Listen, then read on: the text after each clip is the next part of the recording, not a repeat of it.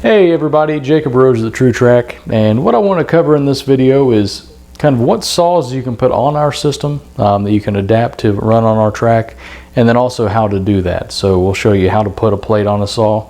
We'll actually use this DeWalt to do that. And as you can see, we've got quite an array of saws. We've got a worm drive saw, a front plunge DeWalt saw, pretty inexpensive cobalt that we picked up, and then also a battery powered. All four of these that we've got up here on the table are 7 1/4 inch blades. Our standard adapter plate will take anything from 6 1/2 up to 8 1/4. So basically that covers the majority of your saws. If you get into a bigger saw, we actually make a specialty plate for 10 1/4 inch saws. So the standard plate that comes in all of our kits, you get from 6 1/2 up to 8 1/4. This one's for 10 1/4. If you need one of the bigger plates, give us a call. It runs 20 bucks more than the standard plate, and we can swap that into any kit that you want to get. So basically, we're going to take this DeWalt saw here, and we're going to show you how to adapt this plate to fit onto that saw. So let me get the saws out of the way, and we'll show you how to do that.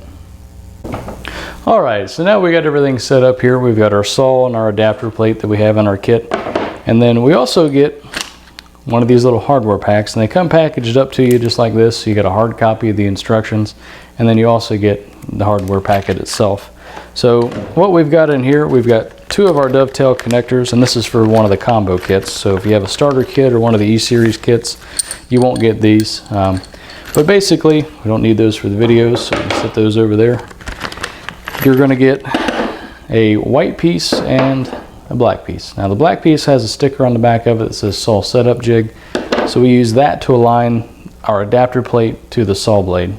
Now the other piece we call a zero clearance block, and that zero clearance block gives you anti-chip on the outside of the blade and also helps stabilize the saw so you don't get any rocking. Okay. Now you also get 6 nuts and 6 bolts, so we'll set those off to the side until we drill our holes. But basically, that's what comes in your hardware pack. Okay, so you get your saw setup block, you get your zero clearance block, you get your connectors if you have a combo kit, and you also get your hardware. Okay, now as far as tools that you need to put this on, right? If you've got spring clamps, 3 of them, it's a really nice number to have.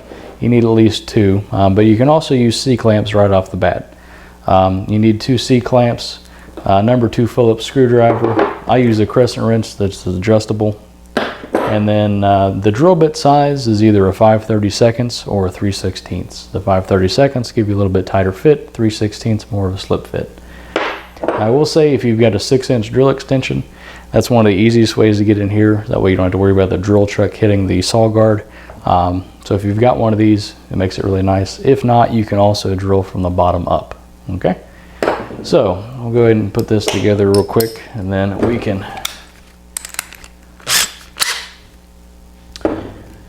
show you how to put the saw plate on. So the first thing you want to do with your saw is actually put it at full depth of cut, so as deep as it can go, and make sure it's unplugged, make sure your battery's out of it.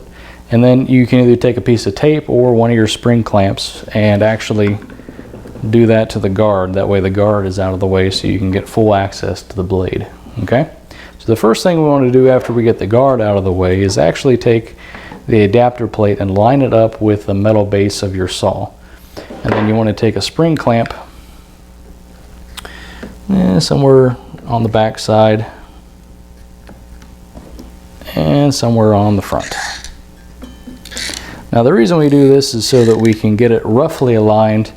That way we've got somewhere to put our saw setup block, okay, or the setup jig.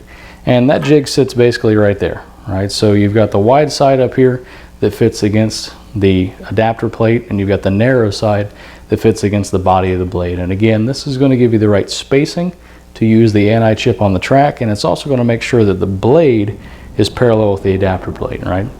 So we just lay this on here, make sure there are no gaps between this piece here and our adapter plate, and then no gaps between the blade and the bottom of the setup jig. So the easiest way to do that is just move this around, and that's why spring clamps are really nice, because it gets you close, but it allows you to move it.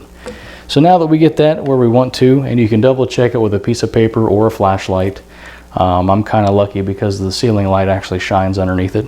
But now we want to switch over to our C-clamps, right? And as far as which hole you want to start with, you can start up here in the front edge. The only thing is you have to account for where to put this, so you get the anti-chip on the outside of the blade. So I usually say start with the back side, you know, behind the blade, and then also the opposite corner. So we'll start here and then do here. So that's where we want to put our C-clamps, so when we drill. So we'll take our C-clamp here and we will tighten this one down. And you want to make sure that your C-clamp gets pretty tight. That way nothing moves whenever you go to drill it. And then we'll come down here to this one and we will tighten that one down too. Now after you get your C-clamps tight, it's always a good idea to come back in here and make sure that nothing shifted. And we're looking pretty good. Okay, and then we just take our spring clamps off. All right, set those off to the side. So again, we're going to drill the hole back here first, and then we're going to go up here in the front corner and do that, and then we'll flip and do the other two. Okay, the easiest way to drill this is kind of set it on the edge of your bench and drill your holes that way. Okay.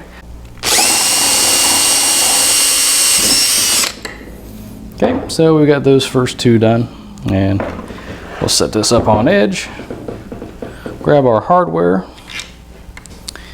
and I'm just going to get these finger tight for now, but basically we'll put our bolts and our nuts together.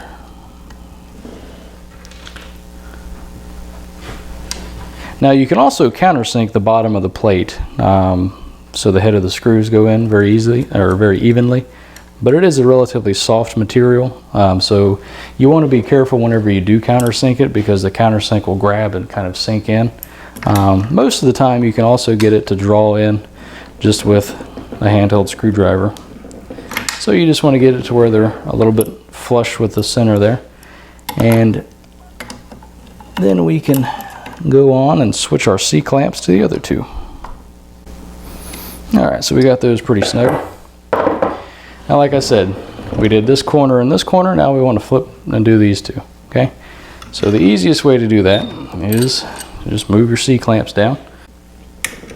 So then we just find a spot on the bottom, put our C-clamp there, and we want to move this one up to the top. Now, this top edge up here, we put our zero clearance block somewhere in this area. And now how you determine that is when this is at full depth of cut, you can see that the blade contacts the wood somewhere in this area right here. All right, so then we want to take, and we know that it's right in here, and then we want to take the saw and actually raise it to its shallowest depth of cut. Okay, and the reason we want to do that is to see that the blade is also somewhere here. So we basically need to cover this area right here. So that allows us to put this kind of right in that area there, and that's where our zero clearance block is going to go. Okay, whenever you install the zero clearance block, make sure your blade's all the way up. That way you can actually use this lip here to locate on the edge of the adapter plate. Easiest way to do that is simply spring clamp that in place. Use both of these holes as a guide, and then make sure you C-clamp on the front of it. That way nothing moves around on you. Okay, so now that we've got that on there, we can drill our holes, and we can drill the hole back here in the back. I'm not going to make you guys watch that because it takes a while, but basically we can just use these as drill guides and then come down here and do our final hole. Okay, alright, so now that we got the last hole drilled there, we'll put our last nut and bolt in the bottom, and then we'll make sure everything's nice and snug before we take off that last C-clamp. But basically that's how you drill your holes in the bottom of the adapter plate and attach it to your saw. Now this is one of the easier ones. It's basically a very consistently flat plate all the way across, and it's a pretty easy one to adapt. So if you're looking for a nice one, pick one of the DeWalt's. Now the ones that are a little bit more interesting are the ones that have the magnesium bases on them, and that's just because your magnesium has ribs and little ridges on the inside, so making your holes and placing your bolts becomes a little bit more interesting. But basically that's all you've got to do. Just pick Pick a spot on each corner to drill your holes. You know, like I said, we started down here, or up down here in the back, and down here in the front corner, and then we flipped, and when we moved the zero clearance block, what we're checking for is to make sure that we're covered on the entire depth of cut, so from deepest to shallowest, and that's how you place this, right? Now, one of the interesting things, like I mentioned, if you get into the 6.5 inch battery powered saws, got one down here actually. One of the interesting things is they have all this honeycomb stuff, so you can see all this here. And one of the things is you may not be able to use the pre-drilled holes on the zero clearance block. In that case, you know, you saw how we just kind of spring clamped it in place. You can drill and countersink holes wherever they need to be. The two holes that we have in there will cover probably about 90 to 95% of the saws out there. If you get one of these, or you've got one that's a little bit strange and it doesn't exactly line up out here, you can drill the holes wherever you need to, okay? Again, the 6.5s, they actually fit on here. They fit pretty nicely, but basically with the ribs, they get a little bit more interesting. And you just have to spend a little bit more time, be a little bit more strategic about where you put your holes, but it's the exact same concept. C-clamp it in place, drill your holes, and put the bolts in, okay? So that covers how to put the adapter plate on to the saw. Now the next steps, as you can see here, the zero clearance block actually overlaps the saw blade. Okay, so you'll have to trim the zero clearance block, and to do that you want to put it on a scrap piece of wood, and you very, very, very slowly want to lower your depth of cut with the blade at full RPM, right?